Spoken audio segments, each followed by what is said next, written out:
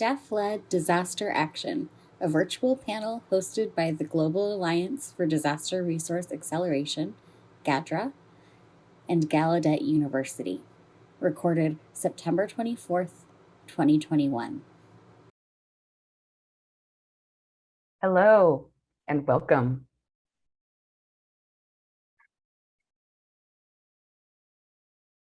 Hello again. My name is Dr. Kota Takayama. I'm a professor here at Gallaudet University. I'm joined by my two colleagues. To my left is Dr. Danielle Thompson. And to my right is Dr. Audrey Cooper.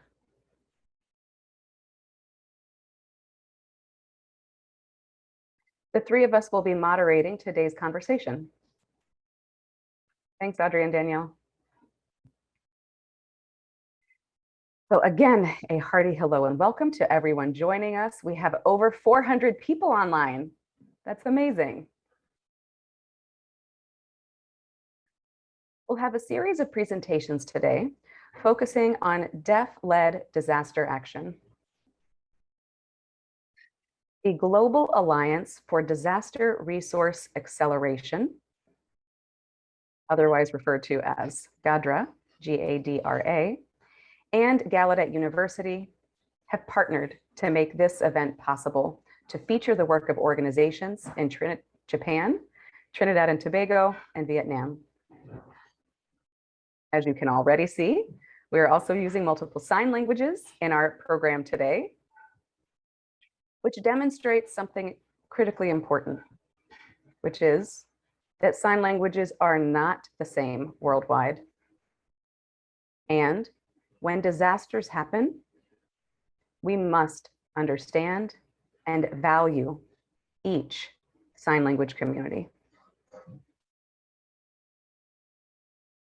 We have a rich program planned today and hope that you'll enjoy learning from each of our presenters. If you take a look in the Zoom chat box, you'll see that we have posted information about languages and the webinar agenda. Danielle?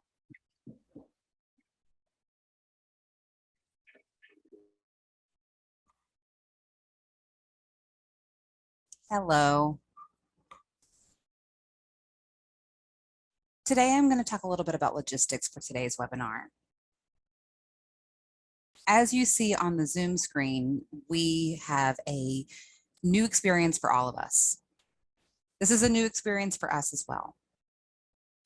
So I'm going to share a few tips to make sure that this webinar is successful.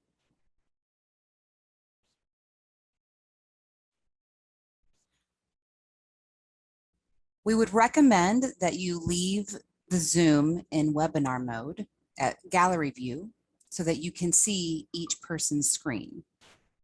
You'll also notice that at the bottom of an individual screen, it will have the person's name followed by the language that they're using, or vice versa. Throughout the presentation, you'll notice there's some pauses. Not to worry, we're allowing some time for our interpreters to catch up.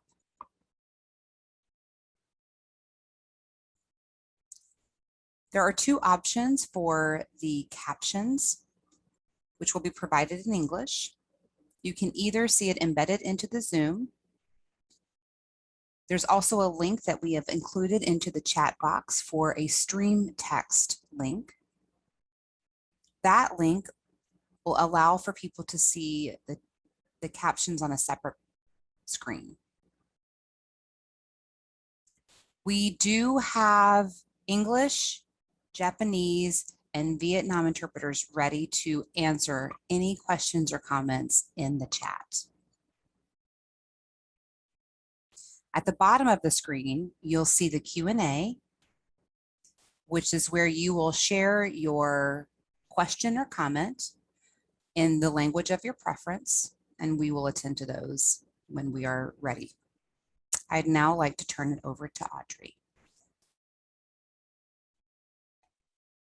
Thank you, Danielle.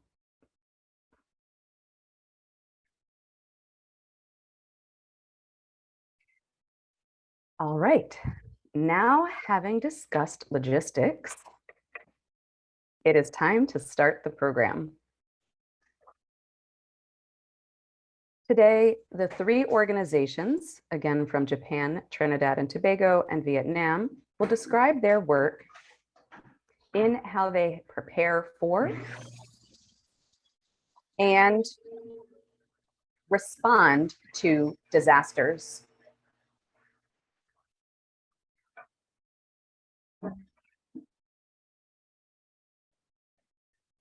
Many deaf people and organizations are involved in disaster action all over the world. However, there's very little information on their actions. We believe that two important reasons for this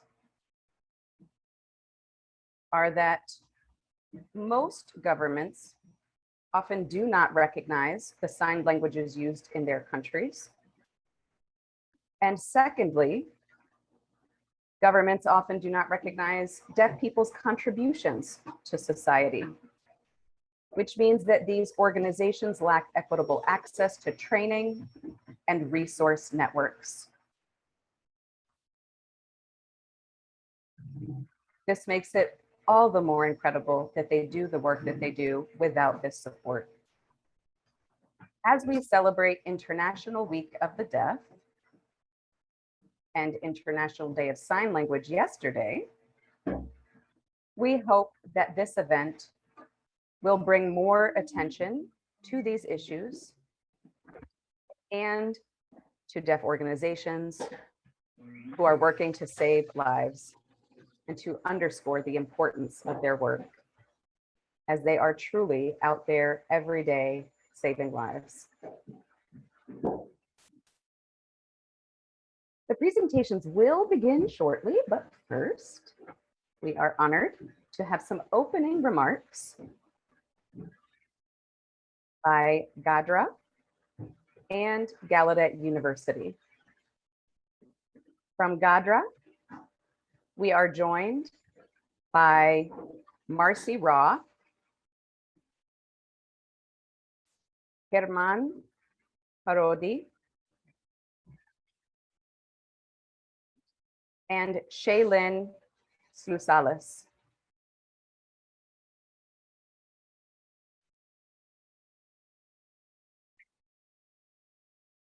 Following the presentation from the GADRA representatives, we will have remarks from Dr. Gaurav Mathur, Dean of the Graduate School at Gallaudet University.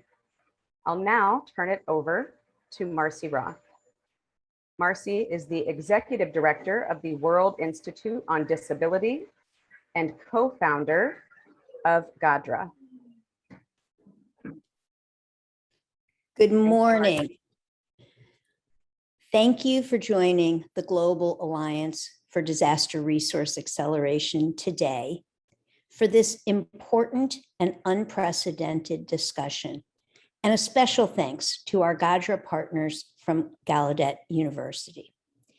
GADRA was launched in July 2020 by three disability-led organizations: the World Institute on Disability, the Partnership for Inclusive Disaster Strategies, and Ang Inclusiva, as an unprecedented collaboration between disability-led organizations, foundations, and corporations to disrupt the failed charity approach to disaster relief.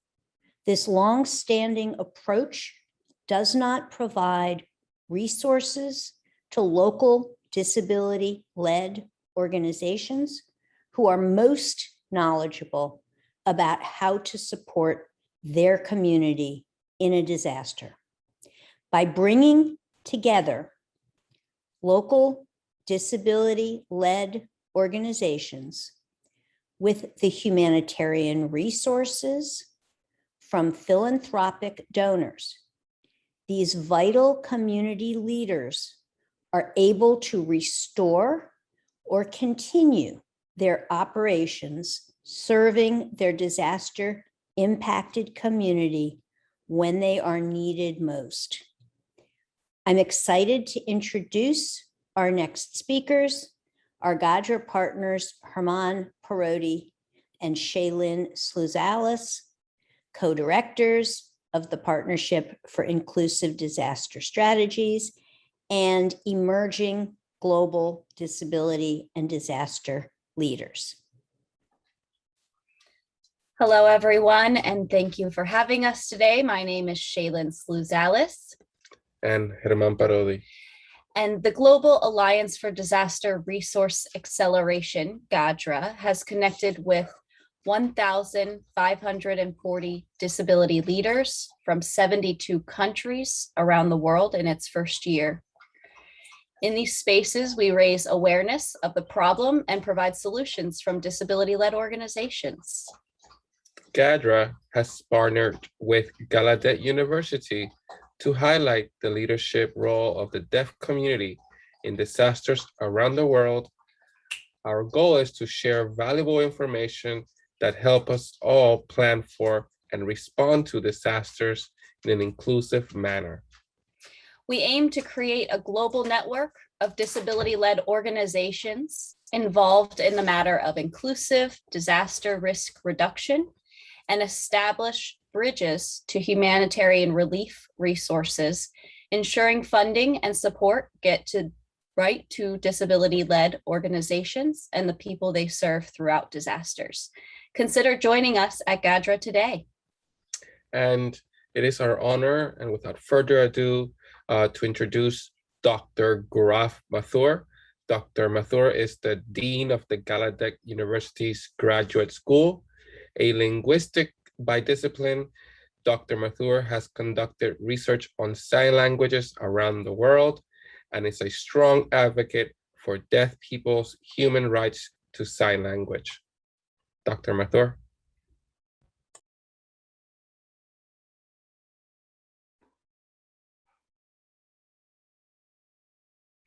Thank you so much, Herman and Shaylin. Disability inclusive disaster risk reduction is a growing field of practice. Yet, deaf people, including people who are deafblind, hard of hearing, or deaf plus, are still marginalized from disaster communication in their countries. They are also marginalized from training and leadership roles in disaster management. There are two main reasons for this marginalization of deaf people from disaster management: stigma, generally referencing derogatory attitudes toward deaf people, and language exclusion. I'll talk a bit more about this. Most governments do not recognize the signed languages used within their borders. As such, their support for research on sign languages is little to nothing.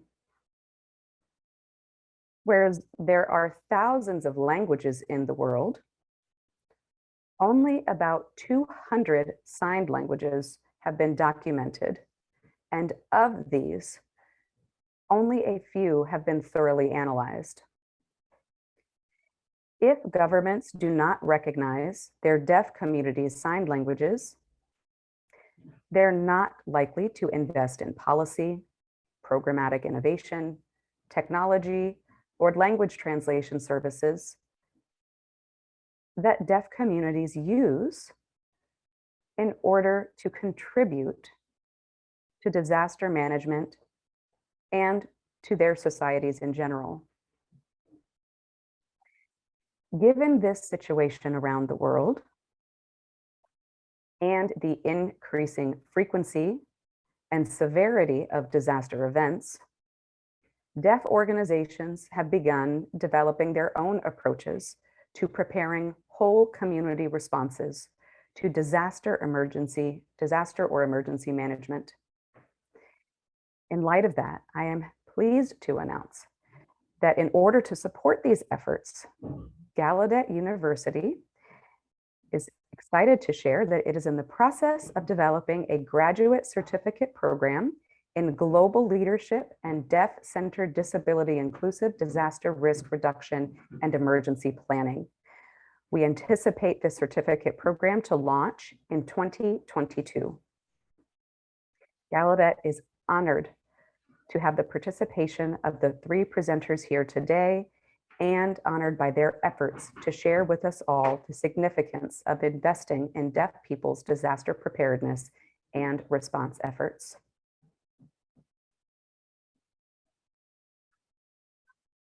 Thank you so much, Dr. Mather, for those remarks.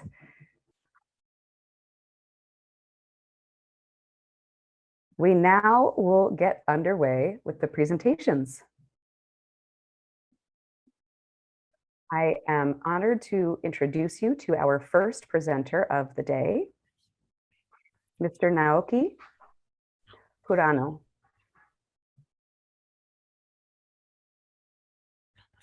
Mr. Kurano works for the Japanese Federation of the Deaf. Thank you so much, Mr. Kurano, for being with us today.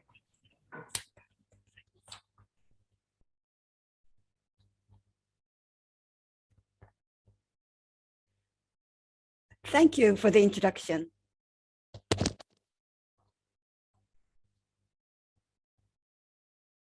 I'm really happy to see all of you, meet all of you here. My name is Kurano, as just introduced. Kurano, that is my sign name.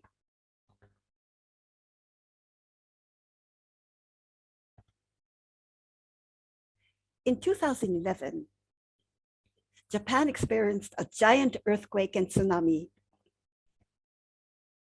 And in this disaster, 15,000 people lost their lives.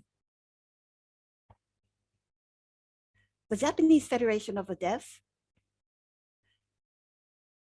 conducted disaster relief support to deaf people and sign language interpreters in the affected areas. And from this experience, we learned many very important lessons. That is what I wish to talk to you about today. There are 3 points that I would like to point out. The first is the importance of we, the deaf ourselves, taking part in disaster relief. And the second point is the hardships and problems that deaf people encounter in face of a disaster. And the third point is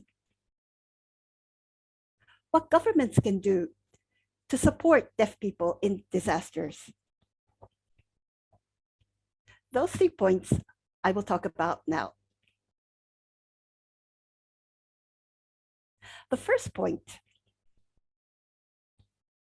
the importance of we deaf ourselves taking part in disaster relief activities. Deaf people, who are the people who know best what causes hardships for the deaf? It's the deaf ourselves. So if disaster relief for the deaf would be most effective if conducted in collaboration with the deaf. To enable this, it is important for deaf associations in the country to form a strong networking in normal times before a disaster. The Japanese Federation of the Deaf has member associations in all 47 prefectures of the country, and we have a strong network. We have altogether about 17,000 members. We are a national organization of the deaf. The Japanese Federation of the Deaf, when the giant earthquake and tsunami arose, in just 4 days after the disaster, we established the central headquarters for disaster relief for people afflicted by the tsunami and earthquake. And we supported the deaf people and interpreters. We sent relief goods, supplies. We dispatched sign language interpreters. And we also sent social workers who can sign, deaf social workers as well.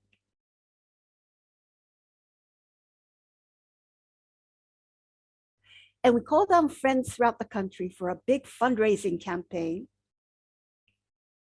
and collected a total of about 47 million Japanese yen.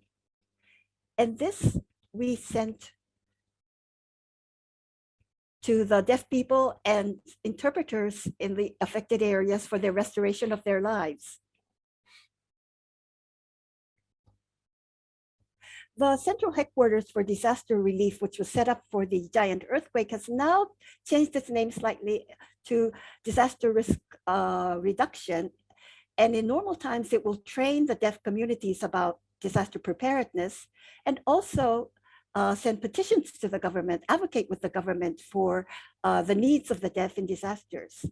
And if a disaster should arise, the headquarters would quickly be called to action to support the deaf.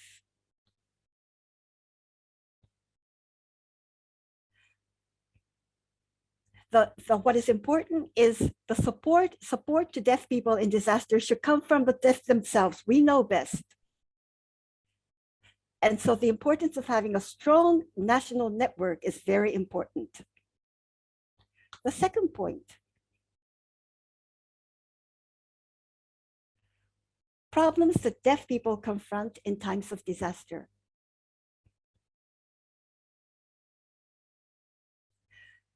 Information on the disaster and information on evacuation. If they don't reach us, it means that many deaf people will die.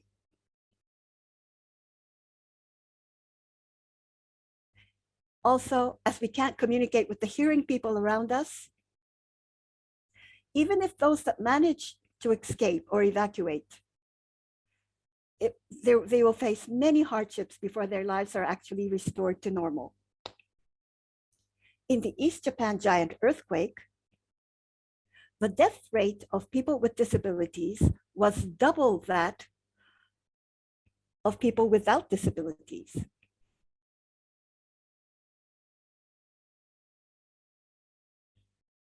And looking at the breakdown of different disabilities, there are 5 disability groups: visual disabilities, hearing disabilities, physical disabilities, intellectual disabilities, and mental disabilities. Among these different categories of disabilities, the death rate was highest. For which group do you think? It was highest for the deaf, actually. The death rate was highest for the deaf. But this was a big shock for us because we can't hear, but we can move around, we can run, and we can escape.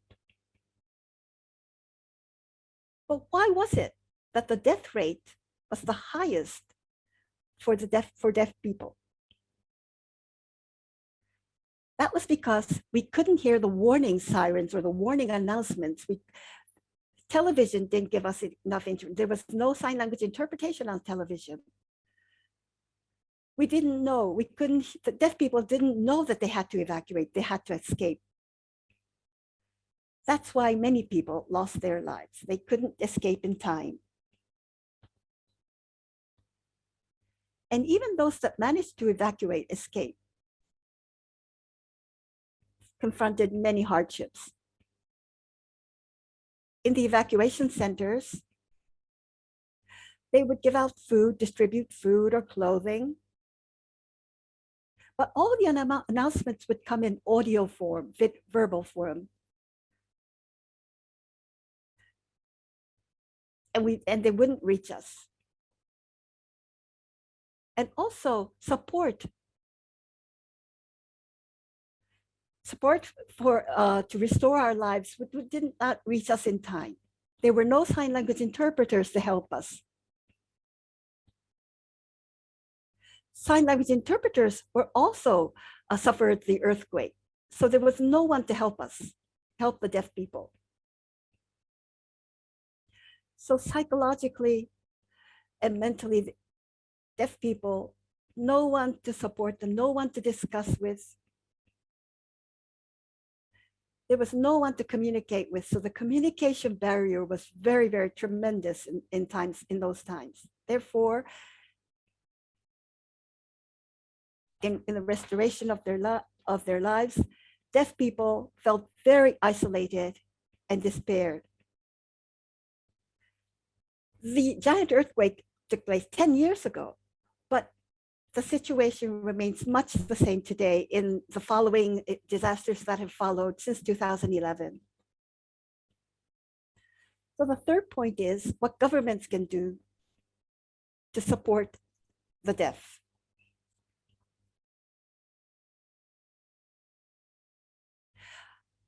According to the in compliance to the CRPD, all the information on the disaster, on how to escape, should come in sign language that will reach the deaf people.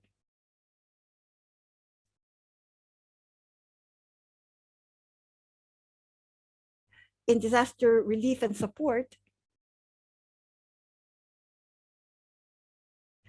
should be conducted together with the deaf organization. Deaf people should be included in disaster relief activities. So we asked three things for the governments to do. The first point is, when sending information on the disaster or evacuation, always to include sign language in the announcements and warnings.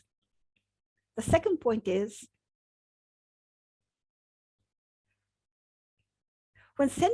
when making plans for disaster relief or disaster preparedness, always include deaf organizations in the planning stages. Also, when providing training on disaster preparedness, to include deaf organizations in the planning of the training. And the third point is, ensure that the government's disaster risk reduction system includes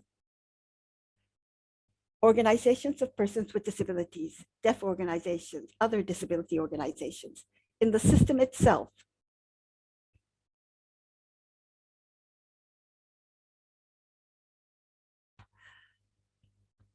The way we think,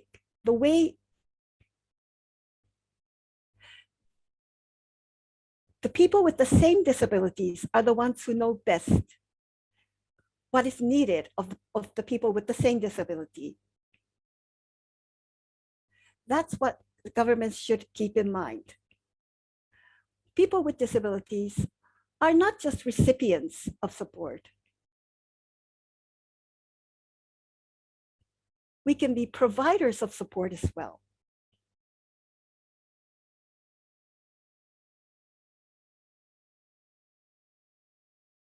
So for disaster relief support, we should be included. Disability organizations should be included. What I want everyone to know, there are several points that I want you to know. Japan is a country that experienced lots of natural disasters, earthquakes, typhoons, mountain eruptions, volcano eruptions. We have lots of natural disasters.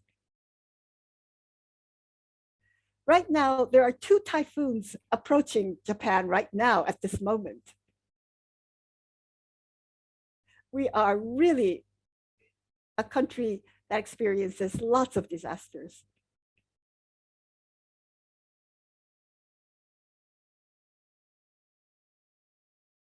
So I think the important thing is to have a connection for deaf people, to have a connection with the community around them. When a disaster arises, it's what the problems that deaf people encounter in a disaster are actually there in everyday life, and they just become more evident in a disaster.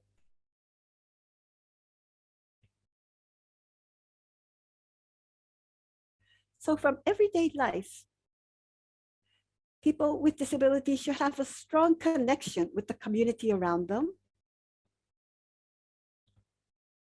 I think that's really important. And there are several new issues. People with disabilities are not all the same. There are women with disabilities, there are LGBT people with disabilities, there are young children, babies with disabilities. And these involve new issues. It's the same with people without disabilities. We are not all the same. So disaster resilience and disaster risk reduction should consider the aspect of diversity in society. That is another important thing. Thank you so much for giving me this chance to talk to you today. That is all from my side.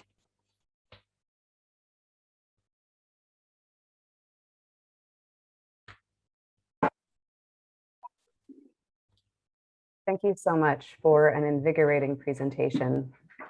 Let's all give a round of applause to Mr. Corano. Thank you again.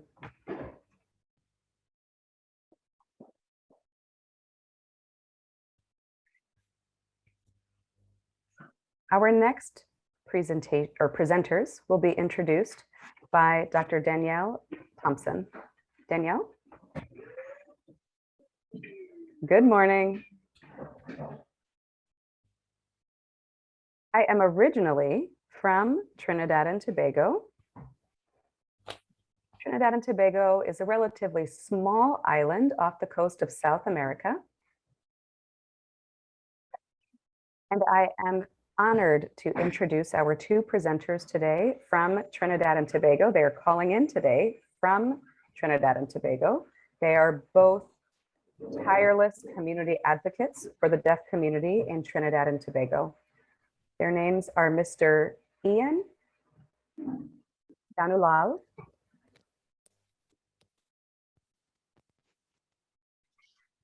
and Brian Rodriguez. I would like to invite both Ian and Brian to the Zoom gallery.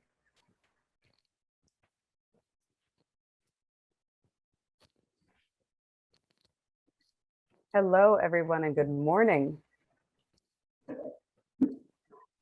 My name is Ian Danilal. I am deaf. And I am the current president of Deaf Empowerment and Advancement Foundation, abbreviated as DEAF, D-E-A-F. Thank you so much to Gallaudet University and GADRA for extending the invitation to present to you today about our organization. I'd like to begin by giving you a bit of history about our organization. To give you context, the government had supported efforts to create a dictionary for Trinidad and Tobago Sign Language. This was a 2-year effort. And at the conclusion of that time, many of the deaf people who were involved in creating that dictionary decided to create an organization called Deaf Empowerment Organization of Trinidad and Tobago, DEOTT, which was founded in 2010.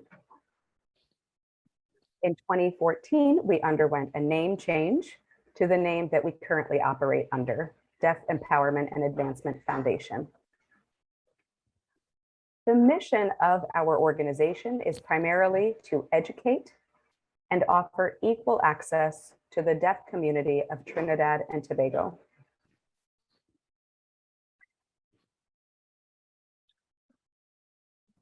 We currently have a partnership with another organization called Trinidad and Tobago Association for the hearing impaired. This organization is run by hearing individuals, and that organization has a relationship with our parliament. In times of natural disasters, which we encounter frequently, TTHI is leaned upon by the government to provide information. However, they offer very limited information to the deaf community. They do offer interpretation on TV. However, that interpretation is offered in signed exact English, which is functionally unintelligible to most of the signing community, as most of the signing community uses Trinidad and Tobago Sign Language. In response to that, in 2012, DEAF decided to offer news broadcasts available to deaf people on Facebook, YouTube, and Instagram, so that deaf people will have access to information that they don't otherwise get. We started off with a relatively small audience, but year after year, we see more membership, more views, more followers, because our connection to the signing deaf community of Trinidad and Tobago is so strong. DEAF provides critical information to the deaf community, and all of this work is done on a volunteer basis. We do not have any private funding or governmental support. We make these broadcasts with our own equipment, our own backgrounds, our own wardrobes. So this is completely an individual volunteer effort. With that, I would like to turn the floor over to Brian.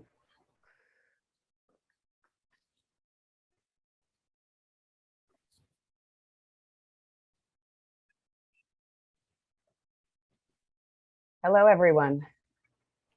My name is Brian Rodriguez. I am also deaf. And I'd like to extend a warm hello to the entire group here with us today, those from GADRA, Gallaudet, Viet Nam, and Japan. I am one of the co-founders of DEAF, where I work alongside Ian, who you just saw. Again, I would like to reinforce that all of our efforts are volunteer. We use our own time and resources to make these videos available about hurricanes, floods, various types of natural disasters that our communities face.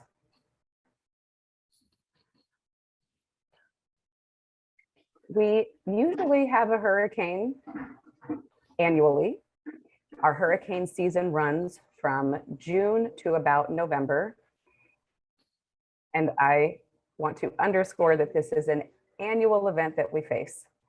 We're accustomed to having information be made available to us on TV, but often emergency alerts are made available on radio prior to what's on TV. So the deaf community often finds out weather information quite late. As an example, when there is a tropical storm that is developing into a hurricane, that sort of emergency information gets to deaf people quite late. Similarly, when we face floods, deaf people find themselves in the position of needing information when they're already in crisis, when they already need food and other disaster supplies. The DEAF board and other volunteers have undertaken our own fundraising efforts, and we also have our own system of keeping a list for who has emergency supplies and who is able to take people into their own homes if someone in another region needs support. As Ian mentioned, TTAHI is another organization that operates in Trinidad and Tobago. And depending on where the natural disaster has occurred, if there's flooding, then we can make things like mattresses available. DEAF maintains a registry of deaf people's addresses so that we can get to people's homes and give them the supplies that they need. And again, we do this all on a volunteer basis because we know that the need exists. Often during natural disasters, we also have to abide by a curfew. The Deaf Trinidad Sports Association has a pretty active football team or soccer team for some of you on the call. And as it approached the end of the tournament, it was a pretty hot game, we didn't realize that the government had enacted a curfew that very day. All events had to conclude because the crime rate had escalated at that particular time in Trinidad and Tobago. The information was only made available by radio. And the deaf people at the soccer tournament were unaware of the curfew. When we exited the stadium, we were confronted with police officers, some of whom escorted some of the deaf people home, some of whom decided to bring deaf people to the local detention center. So this is an example of the ways in which emergency information is not made available to us. COVID is also something that affected everyone globally. We all know that most of us stayed at home as a safety precaution. And we were able at that time to make videos available to the deaf community. There are 5 of us that have makeshift video areas set up for ourselves, and we were able to work tirelessly on making COVID videos for our community. I'll now turn it back over to Ian.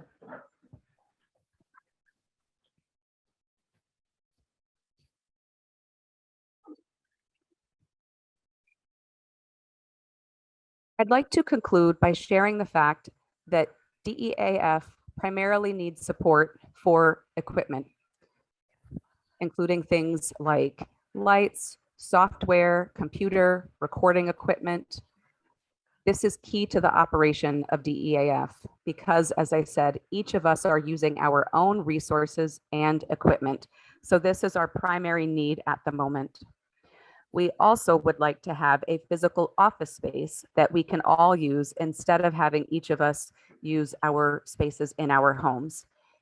This also would serve as a central place for the deaf community to convene if they need information or if there is a natural disaster or a crisis and they need some support.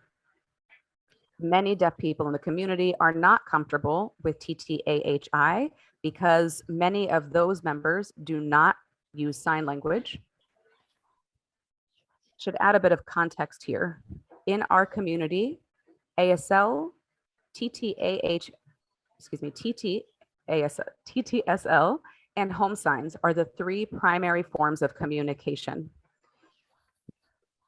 The people who work at TTAHI primarily only use American Sign Language. They do not have the linguistic repertoire to communicate with people who use Trinidad and Tobago Sign Language or home sign. We need people who have the kind of linguistic range to support people in times of crisis and natural disasters. When DEAF has approached the government about getting support for our efforts, the government has declined our requests and only gives financial support to TTAHI.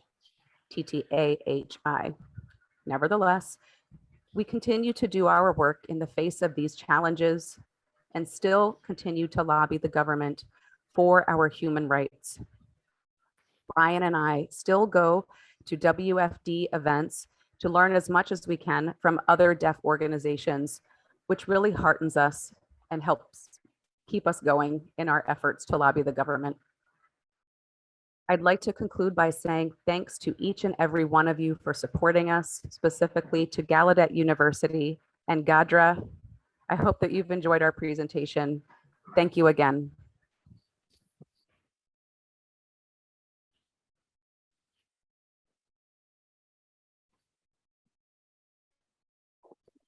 Thank you so much, Ian and Brian, for your presentation. I'd now like to ask you to mute your video Thank you so much. And I'll now turn it over to Audrey. Thank you so much, Danielle. I am now honored to introduce our third presenter of the day. This presenter's name is Tien Tran.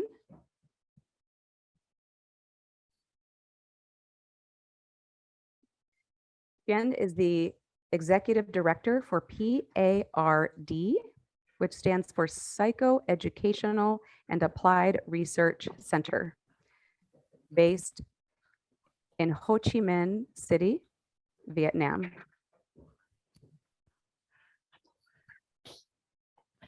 Would you turn your screen, your camera on, please? Hello, everyone.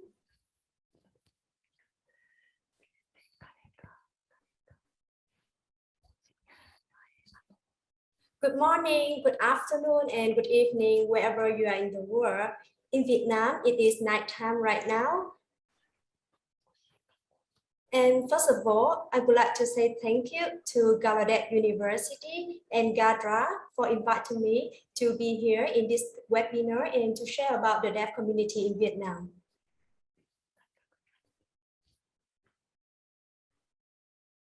My name is Ding, and I am living in Ho Chi Minh City in the south of Vietnam. I went to Gallaudet University with the World Deaf Leadership Scholarship in 2013 and graduated in 2016 with Master in Sign Language Education. After that, I returned to my home country and founded an organization named PARD Vietnam. So PARD stands for Psychoeducation and Applied Research Center for the Deaf. We are the first deaf-led nonprofit organization in Vietnam.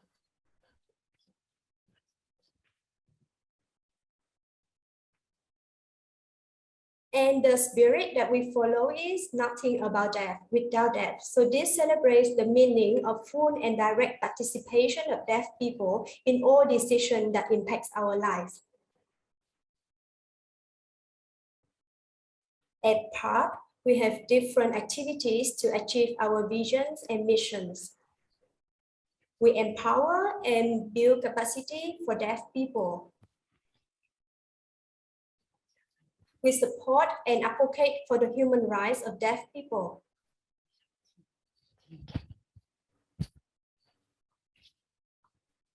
We also provide information accessibility for the deaf community through programs such as the Sign Language News and the Sign Show.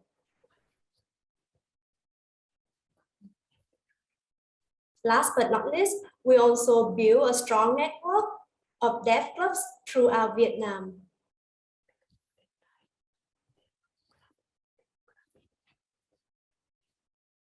Now, I would like to share with you more about the deaf community and the disaster in my country. Every year, disaster occurs in different parts of Vietnam, including floods, saltwater intrusion, landslide, and hurricanes. But central part Vietnam was most affected by flooding.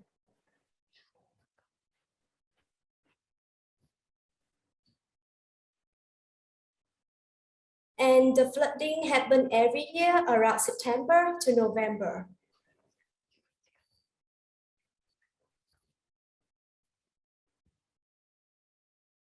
In last year, October to November, central Vietnam was hit by consecutive tropical storms and typhoons.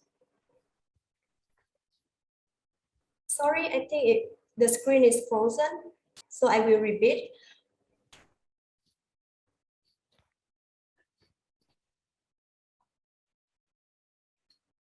Is it okay right now? Yes? So sorry for the internet connection. Sorry, and so I just repeat. what I just said. In last October to November, the central part of Vietnam was hit by consecutive tropical storms and typhoons, which have brought flooding and landslide to the region. So this flooding disrupted the telecommunication network and electricity, also destroyed infrastructure, houses, and crops.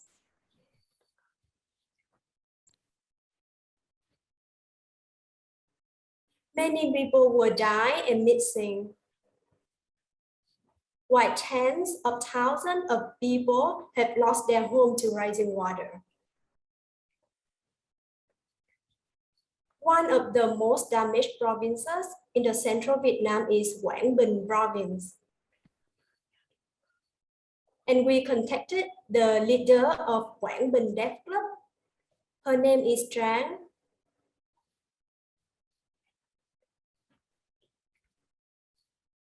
And on behalf of them, I would like to share about their story to you all today.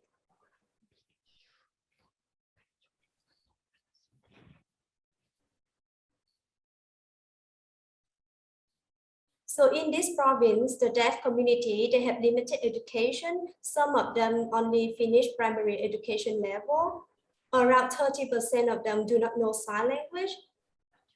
And hence they do not have access to information.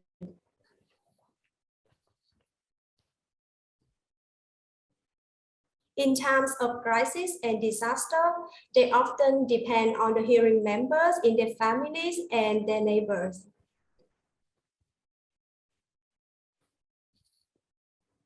When they know that the flooding is coming, they will move their valuable things, such as motorcycles or rice or other things that is important to them. And they move it up to the attic of the house to avoid the water. After that, they will move to stay in their neighbor house, which has 2 to 3 floors to stay safe. And they only eat raw instant noodle from the buckets and just patiently wait for the water to come down.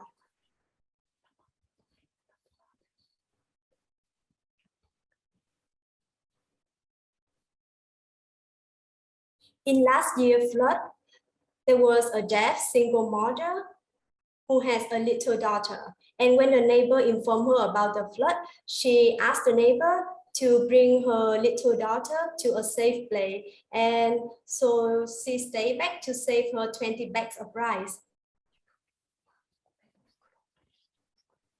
But then the flood quickly came and she has to climb up to the ceiling beam and stay there. She sit there and wait. She was hungry, cold, and sleepless for around 2 days until the police came to save her. But unfortunately, she lost all her 20 bags of rice.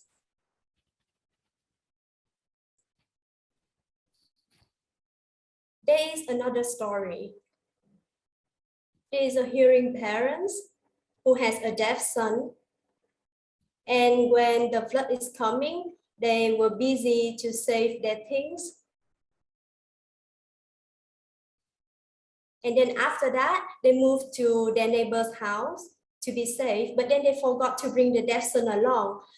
So the water level quickly rose and the deaf son had to climb up to the ceiling and kept crying.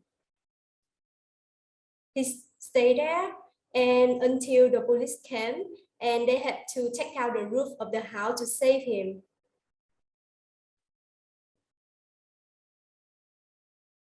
If they came a little later, he could have died.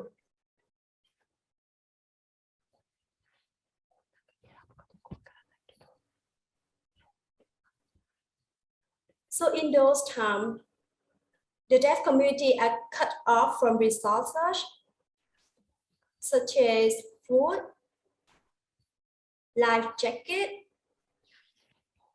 which is very important. Also, they do not have fresh water to drink. But most importantly is the communication.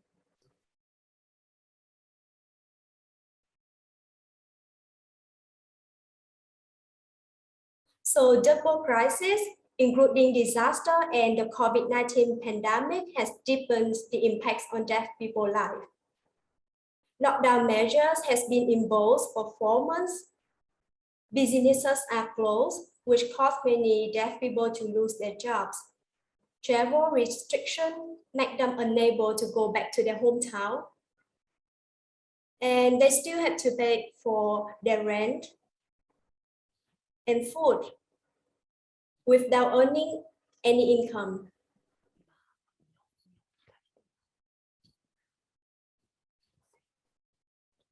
The government has released funds and food to support its citizens.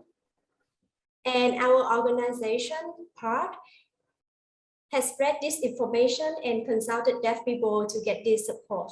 However, we know that there are still many deaf people out there that we have not reached yet. And because they do not have access to information. So that's why we are trying our best to get connected with the local deaf club to have as many contacts with deaf people as possible.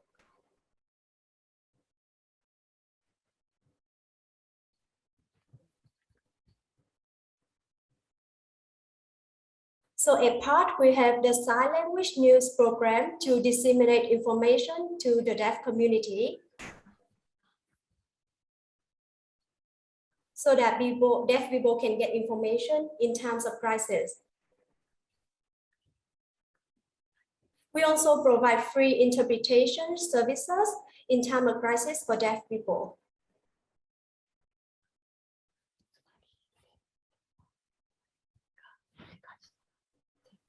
We and deaf people around Vietnam donate funds and food such as rice to the deaf community in central Vietnam. However, it is not enough. And we need more sustainable resources. So we have discussed with the deaf community, and these are the resources that we need to support them. First, we need to provide training for deaf people. It is important for them to know how to protect themselves and how to prepare to cope with disaster. We also need resources such as a life jacket, headlamp, emergency whistle.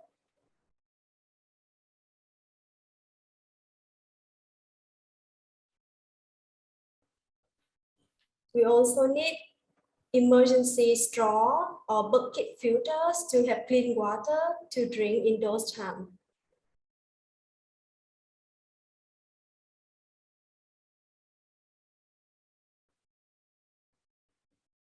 Inflatable solar light and power charge to support the communication of deaf people so that they can get connected with each other.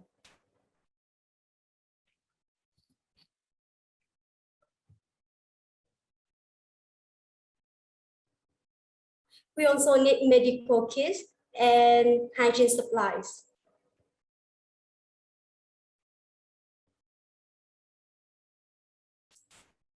Last but not least, we also need the financial support for food and restoring houses after the disaster.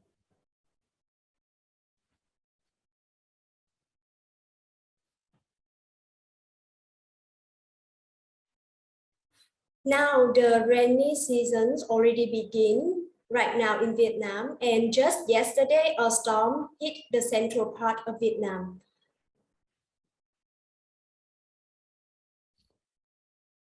So we hope that we will get the resources that we need to support our deaf community. Thank you everyone for watching my presentation. And if you want to get connected with us, you can send us an email via part.vn@gmail.com or our Facebook page, Part Vietnam.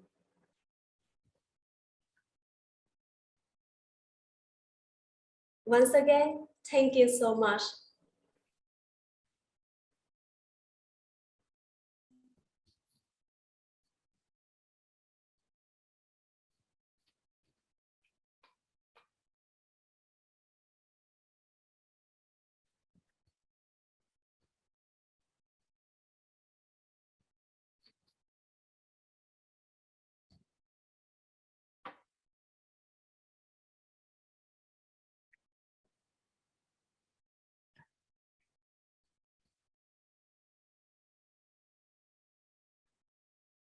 I'm waiting for the Vietnamese Sign Language interpreters to return to the screen. Great, thank you so much. Thank you again, Dean, for a wonderful presentation. To the audience, you'll have a chance to ask questions of Dean a little bit later. We are going to conduct our QA in a couple of components. The format of Q&A will be that each organization will respond to your questions one at a time. We'll go in the same order of their presentations. So we'll start with Mr. Carano. Allow time for the audience to ask their questions of Mr. Carano. Then we'll turn the floor over to Mr. Rodriguez and Mr. Danilal. Again, we'll have a few moments to ask questions of them, and then we will end with time for asking questions of Dean. At the end of the Q&A portion, the organizing committee will return to the camera for concluding remarks.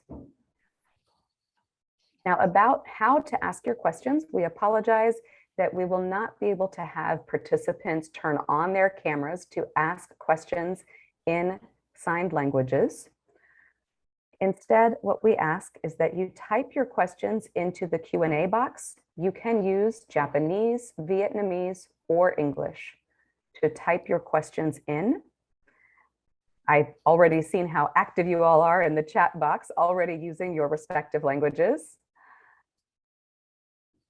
And some of you have already put questions into the Q&A. Kota, Danielle, and I will moderate those questions. Kota?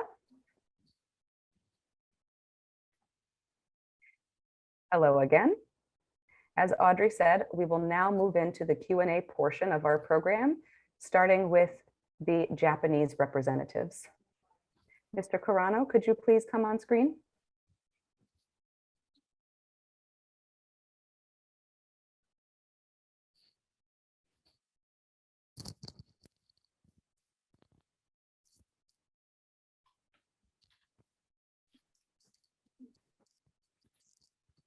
We have a couple of questions for you, Mr. Carano. The first question, we'll start with the simplest. How many deaf people perished as part of the 2011?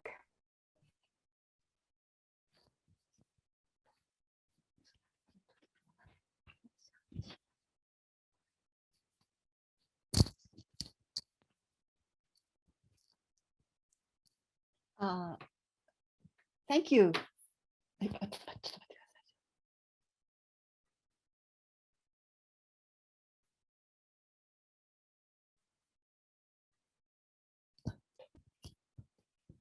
Okay. Thank you for the question. In the 2011 earthquake, according to survey, it says that 75 people, deaf people, died. However,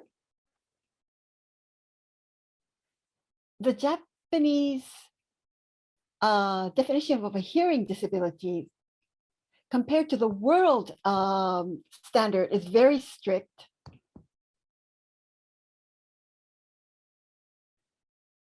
The hearing disability is like 75 decibels in both ears. It has to be over 75 decibels. WHO says 50 decibels.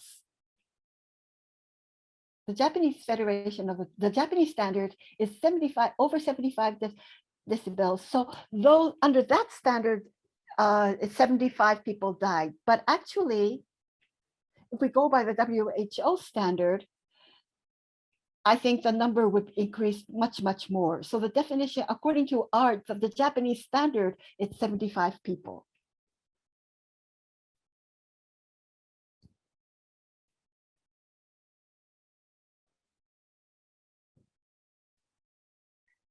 Thank you for that response. The next question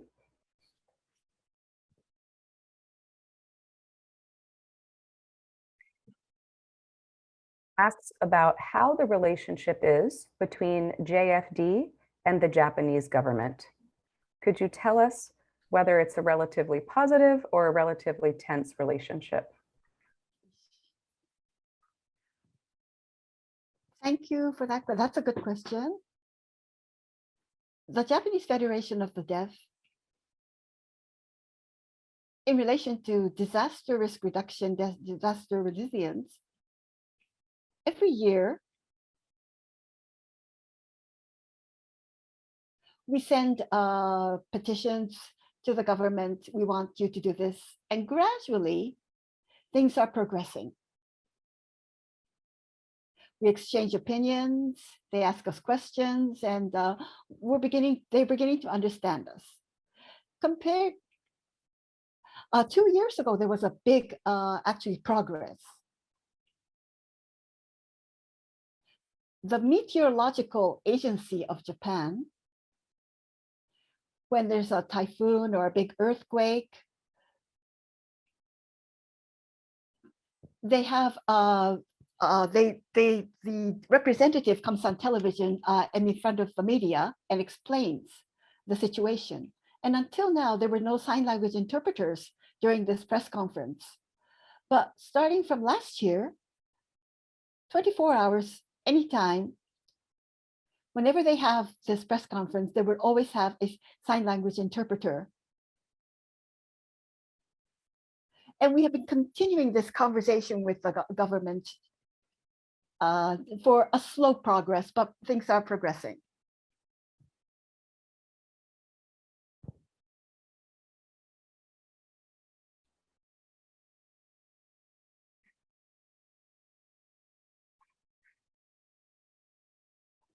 Thank you again for that response. Our final question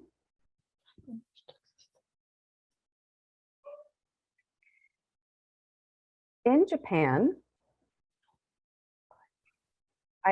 is there specific DRR, disaster risk reduction, education and training, or any emergency management training available for deaf Japanese people?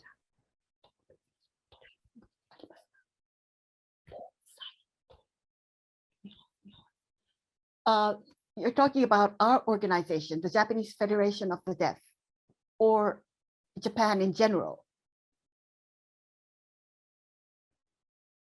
Specifically offered by, well, either offered by JFD or available in general for deaf people, or training that is focused on deaf people. I got it. A certificate, for example, anything offered by a college, a university, or training institution.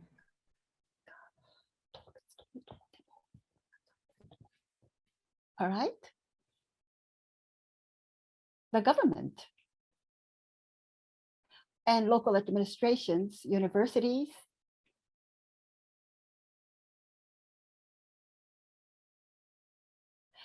do not have any special training for deaf people. So the Japanese Federation of the Deaf, toward deaf people and to the community,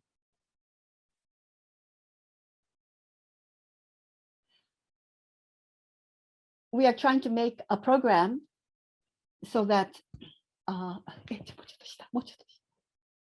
we're trying to make a program toward the deaf people and to the community to train people.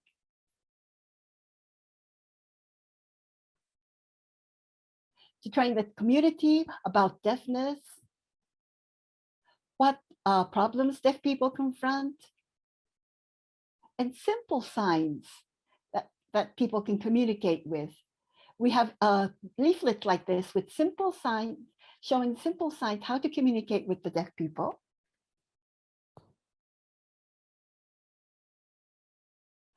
The Japanese Federation of Vet made this and distributed to all local communities.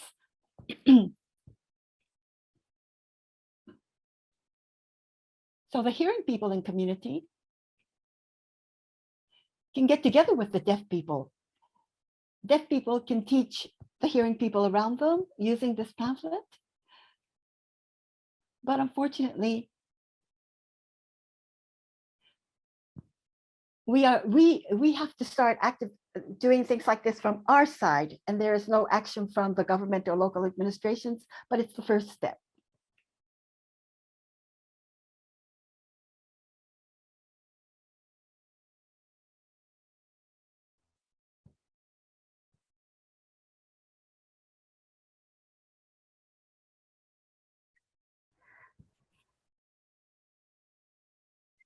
There's a follow-up. Thank you so much for the additional response in relation to that question. There's also a follow-up. Is there any interpreter training in disaster risk reduction or emergency management?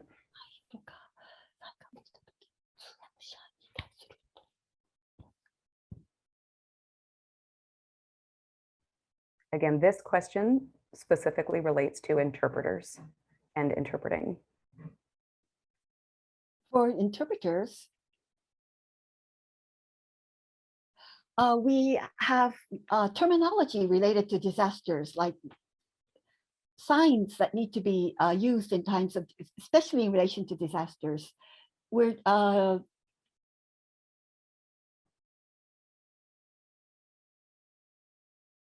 And also, I think interpreters need more knowledge about disasters. So this question is very important. At present,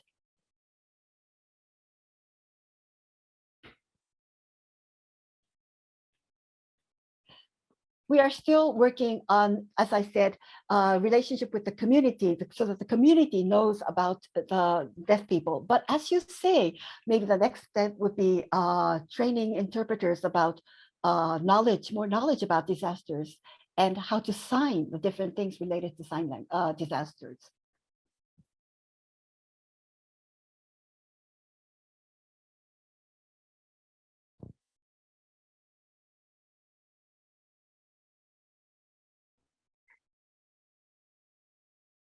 Thank you again. And thank you so much, Mr. Carano, for answering our audience questions. It's now time to turn to the Trinidad and Tobago team. Thank you again. Dr. Ochoa, will you please join me on screen?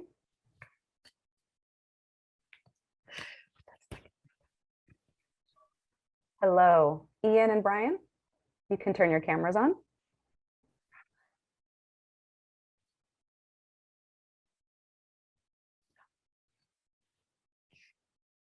Great. We have 3 questions in the QA feature for you. The first question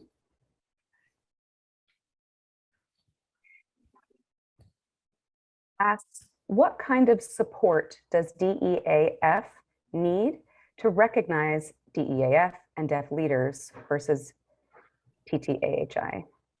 Brian, I think the type of support and resources that we need is primarily in awareness and training. Because of the nature of our work, we want to professionalize our videos. We've been doing this for 12 years and have been learning on the fly, and we're getting pretty old. So we need to turn this over to the next generation. So we also need to encourage younger members of our community to take on this work. Ian, I'd like to add to this too.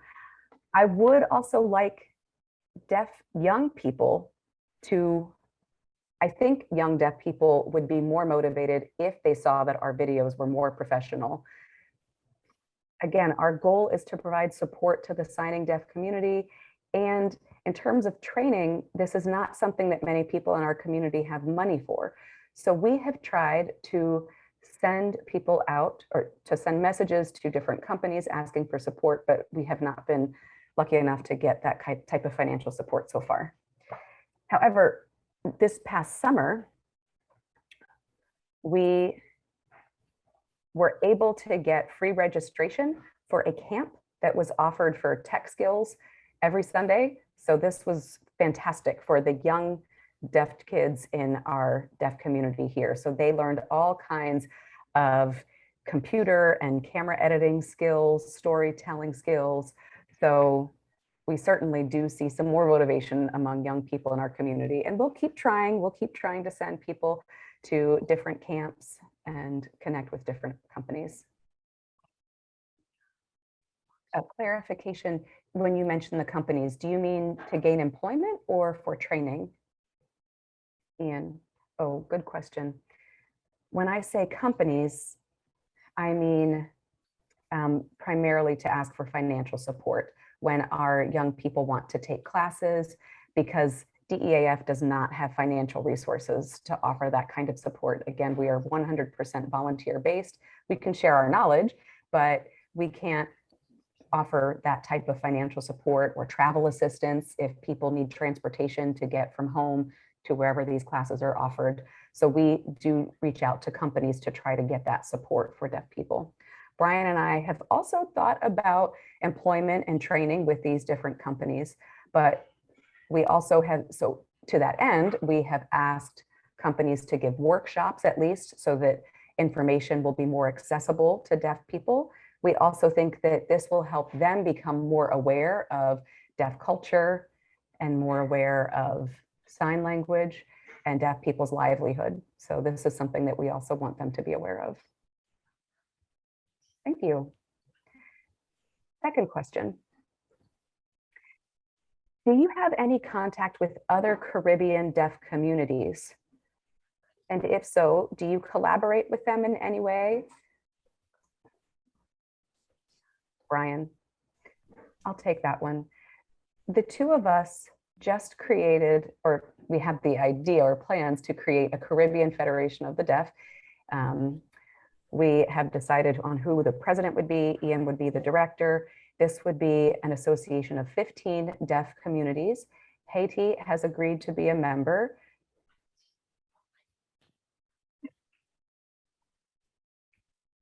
Jose Nell has agreed to be a part of the organization. And while there is a lot of interest, because of the fact that we face a lot of natural disasters, things get in the way, and many of us don't have the money to be able to get together. So there is a lot of desire and interest in it, but communication is also kind of hard. So it's certainly on our minds, and all of our interactions have been very positive. Everyone is working toward improving education in school, improving schooling options and using sign language in their schools. So we're all hopeful for a better and brighter future. Ian, I am a sign language teacher at the University of the West Indies.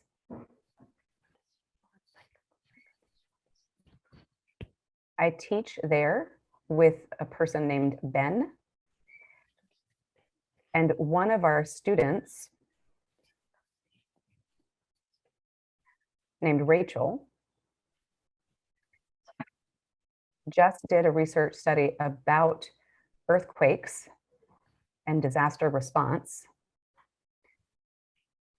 She asked if I could collaborate on a research project in St. Vincent,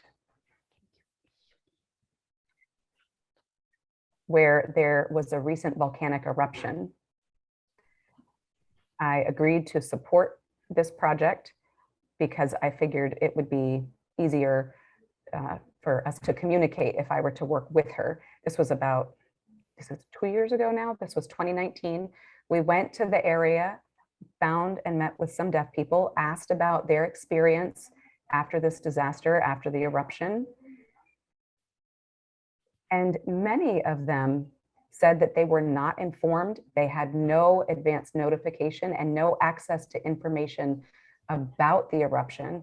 And we were astounded that they really had been told absolutely nothing. They did have interpreters on TV, but they said that the interpreters were not very fluent. They also added that they were hearing interpreters. So while someone was on screen, it was not actually useful.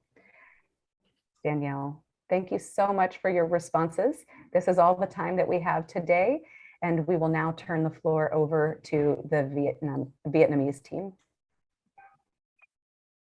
Audrey?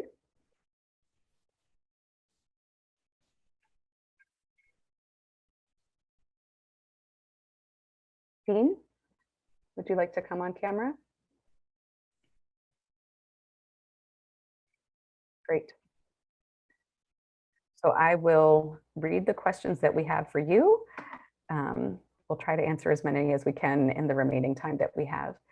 Similar to the questions that Dr. Thompson just asked of the Trinidad and Tobago team, is there any collaboration across the country to work with other associations or to work on getting support for DRR information? Thank you for the question.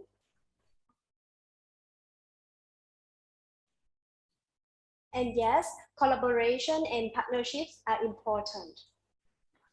And we are building a strong network of deaf clubs throughout Vietnam so that we can get in contact with deaf people in different parts of the country. Also, we also partnership with disability-led organization, and so that we can get the support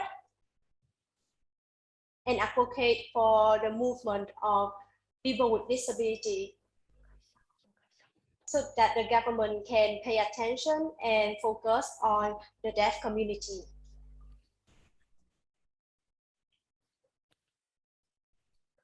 We also need to collaborate with experts to give training on survival skill or prepare for coping with disaster, and to give training for deaf people so that they can know how to protect themselves and to prepare in times of crisis.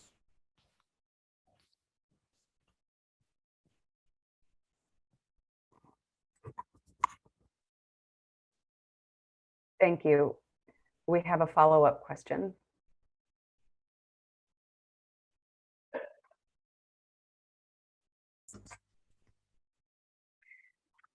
It does seem that your organization then works with other organizations. Are there opportunities for deaf people to take trainings that are led by deaf instructors or trainers? Yes, and in our activities and training that are trained, we have deaf trainers because we have the same language, we have used sign language, so it will be easy for deaf people to interact with the training. And we also give training to deaf leaders in local deaf clubs so that they can be the trainer to provide the information and the skill and knowledge to the deaf community in their local provinces.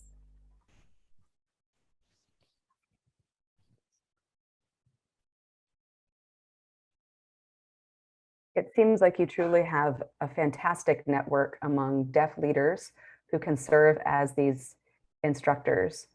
Have the deaf leaders already had any DRR training themselves? No, they haven't. And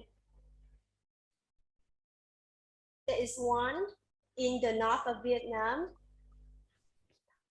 but they was trained by hearing people, and so the training approach and the explanation that they given by hearing people were not suitable for deaf people, and so that's why it's not suitable, and the knowledge that they gain is not much.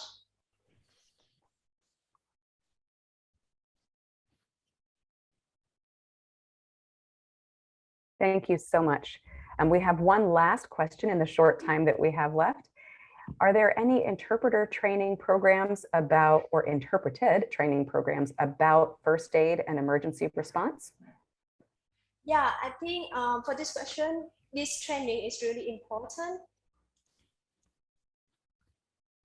But first, we think that we should train deaf people, and because so for the science regarding disaster and this field, we are lack of science, so we need to develop the science regarding this field. And after that, deaf people will be the one to train interpreter. Thank you so much, Dean, for this discussion. Thank you. I'd Audrey. now like to ask you to turn your camera off momentarily.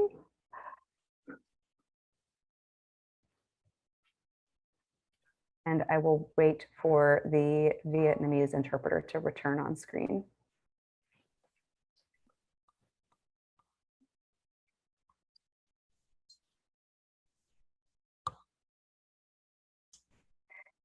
We'll now close the program. I'm sure I feel the same as many of you, which is that you want to have even more discussions and ask more questions of our presenters.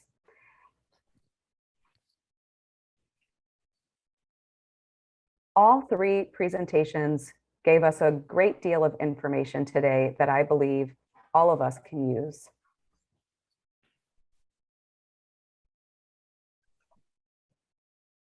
I would say that we can call this a call to action. We now have a list of requests.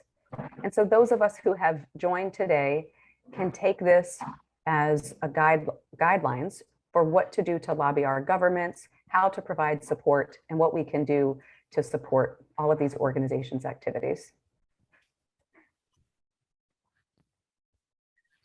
For GADRA and Gallaudet University, or excuse me, on behalf of GADRA and Gallaudet University, we wish you safety and good health.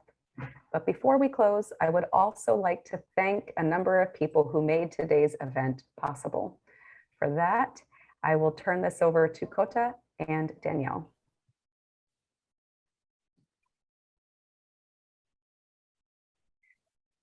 Thank you in particular to each of our presenters today. Again, each of you did an outstanding job and provided such worthwhile information. Thank you, Brian and Ian from Trinidad and Tobago.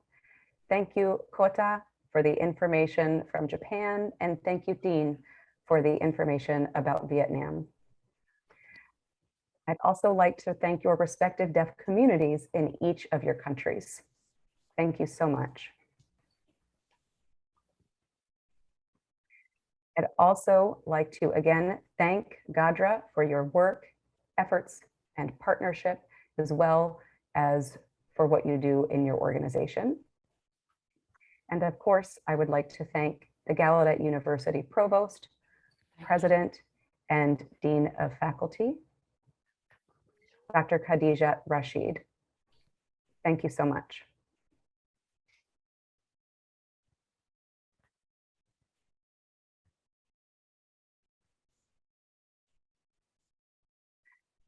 Hello again. I would also like to thank a few other people. I'd like to thank the Gallaudet University School of Education, Language, Culture, and the School of Civic Leadership, Business, and Social Change.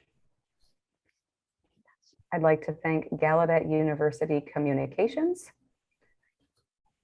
for the outstanding job they did, and Gallaudet Technology Services, in particular, Mr. Matthew Terry, for his support. Thank you so much. And I have to thank Ms. Sonia Holtzman, our IDMA, International Development Master's Program for Support Specialist and Outreach Liaison. And last, but certainly not least, I would like to thank our entire team of interpreters today who truly made today's event possible. Thank you so very much.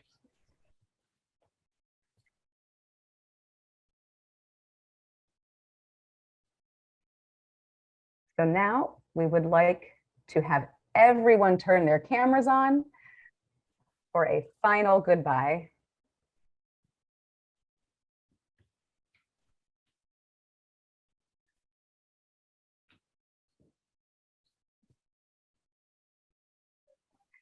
Thank you so much, everyone. Thank you all.